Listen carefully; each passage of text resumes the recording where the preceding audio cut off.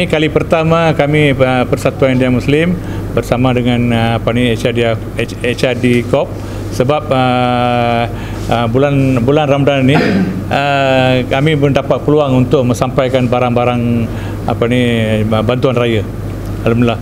Saya sekarang ini saya nak mengucap terima kasih pada Dato' Wira Saul telah memilih Persatuan India Muslim mensampaikan barang-barang dapur.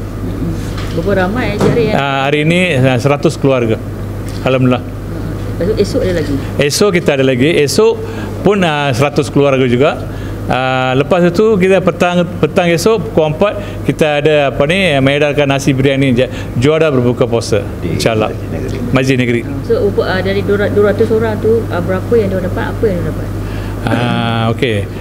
First thing dia dapat 5 kg beras dengan dalam sampul itu ada duit raya lah. Duit raya. Kenapa Persatuan India Muslim ambil pendekatan untuk bagi bantuan? Ya, ni mesej ini yang cukup bagus ya. Yang ni bulan Ramadan ni, bulan mulia ni, semua masing-masing nak cari pahala.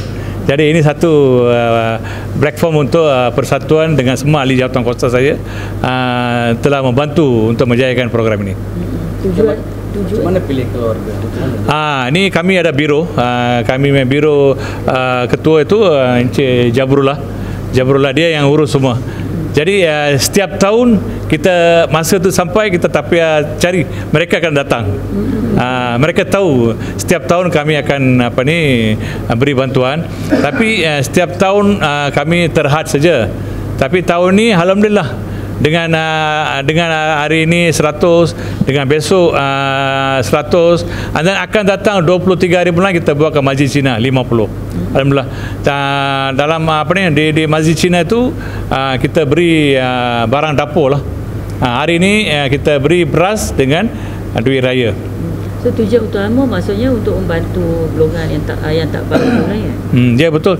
Yang ini kita nak bantu golongan asnaf, saudara baru, yang ada juga setengah OKU.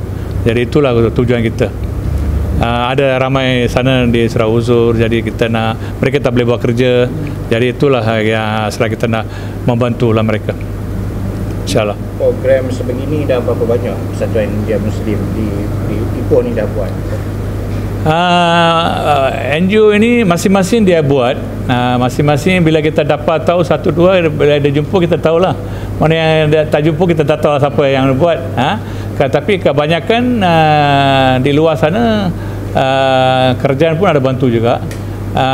Seperti macam kita NGO, saya tahu dalam 2-3 NGO lah yang memberi bantuan. Tapi kalau PRIM sendiri, kalau ni dah berapa banyak? Kita banyak setiap tahun Ramadan mesti bagi bantuan, mesti bagi nasi semua tu kan. Adakah benda tu macam sekadar nak nama atau memang? Tak, satu lagi ni cukup bagus ni question. Okey, bulan puasa, bulan mulia ni, hari tu imam masjid bagi tahu, imam masjid dia bagi tahu, bila kita sedekah RM1, dia punya ganjaran 70, dia punya pahala 70. Jadi itulah kita nak rubut, nak bulan puasa je kita nak buat untuk bantu untuk asnaf, bukan untuk nama. Itulah kita punya tujuan. Tapi terpaksalah bila kita nak bagi, ramai kita jemput, jadi semua orang dapat tahu. Jadi itulah, bukan untuk kita buat untuk publicity.